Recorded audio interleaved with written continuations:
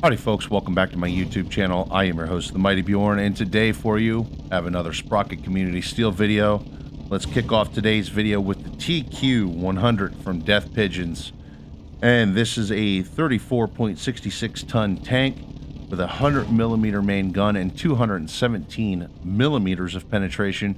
And this is for the late war period. And I actually found this vehicle to be very interesting in the sense that it's got two barrel evacuators.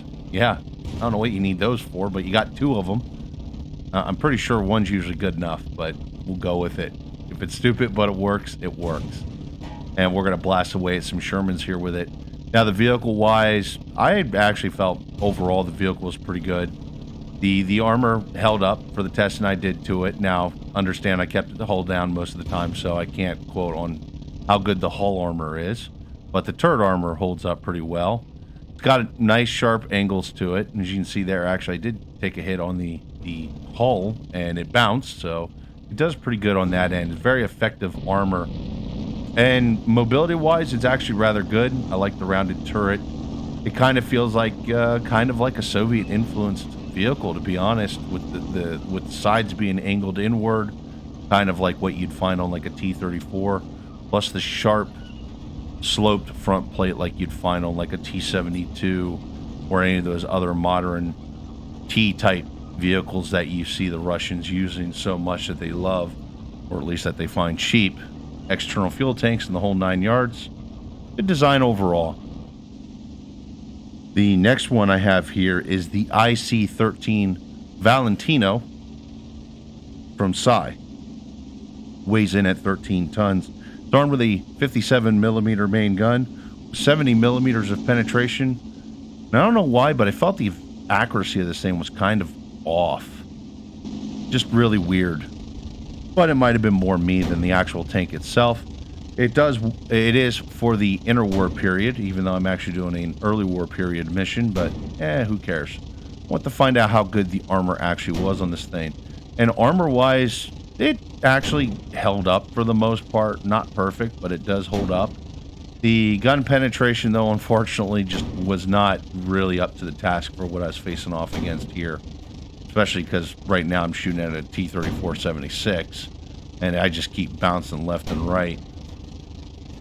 Now, that being said, the mobility is actually better than I expected, you know, because it's definitely influenced and based on the Valentine itself. Realistically, if you would have said this was a Valentine, I would have wholeheartedly believed it, to be honest. Now, I do think the vehicle looks rather good, though. And as you can see here, the mobility is actually getting up and going for an early war tank. You know, if this was mid-war, its mobility would be mediocre, but it would still be good enough. But as you can see here, we're just letting loose. Now, the one thing I do like about the gun is it's got a ridiculously quick reload. So it does make it easier that if you fire your shot, you miss your shot, to get a second shot downrange, and hopefully you can hit that. But yeah, all in all, I think this is actually rather good, but it's honestly not as good as the next one I have from Psy.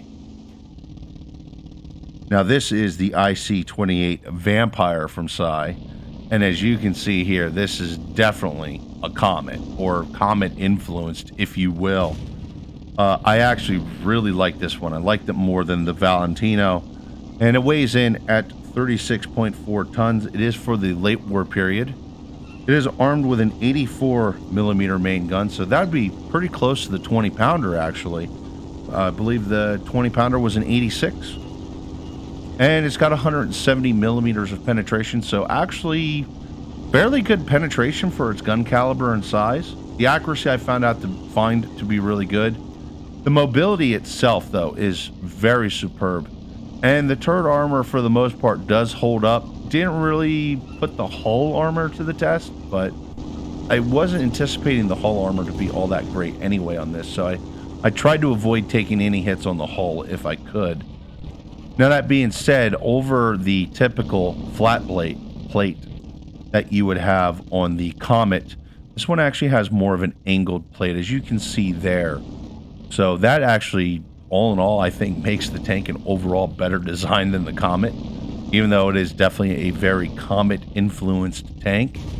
And I think the tank overall looks really good. So if you're What I would say is if you're looking for a vehicle that is fictitious but definitely has historic roots to it, this is definitely a really good option. The IC-28 Vampire from Psy. So definitely go around, see if you can't find it, check it out. All right, so the next one I have here is the CZ-21 Early from Random Tanker. And this weighs in at 8.57 tons. It's got a 45 millimeter main gun with 78 millimeters of penetration. It's got a really, really small size and no armor. Now, the mobility is awesome. I have to give credit where credit's due. The mobility is really good. But oh my god, the armor is so fucking hilariously bad on this vehicle. It's really, just really bad. I don't know. I really don't know how to put in perspective of how bad the armor is on this thing.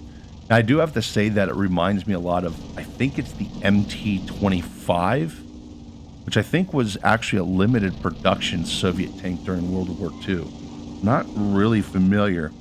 Now, that being said, this is for the early war period, and I actually think it's a rather good looking vehicle overall. That being said, like I said, the armor performance is, well, it's pretty bad, but it's okay because it's a light tank. You don't expect much from light tanks except for good mobility.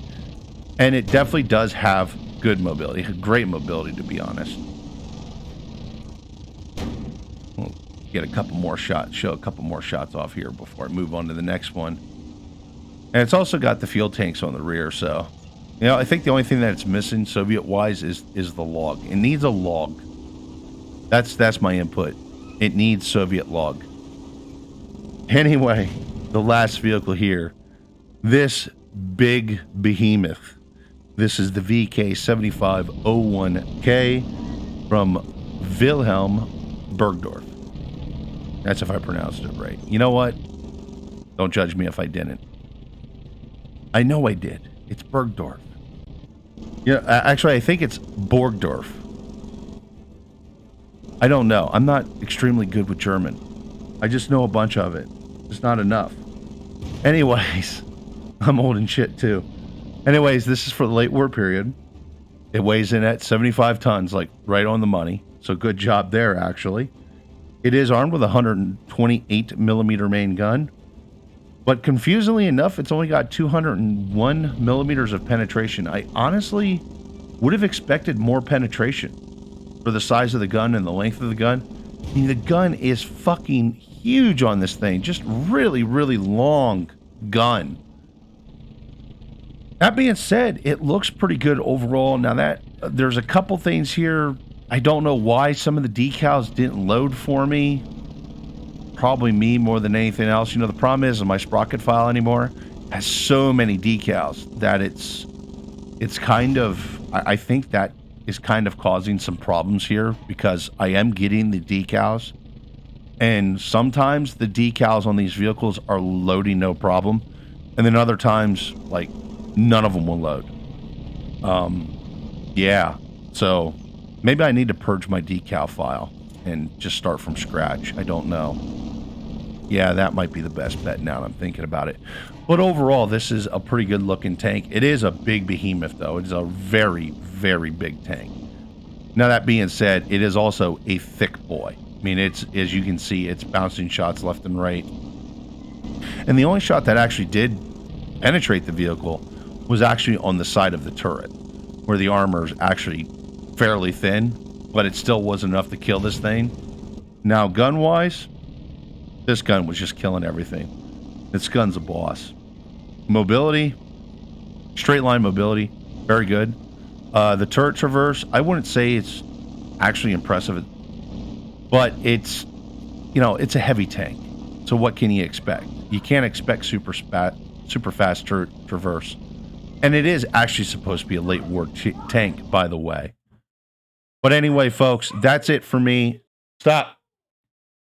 Anyway, folks, that's going to wrap it up for me on today's episode of Community Steel. Hopefully you all enjoyed it. Thank you very much for tuning in, and have yourself a wonderful day.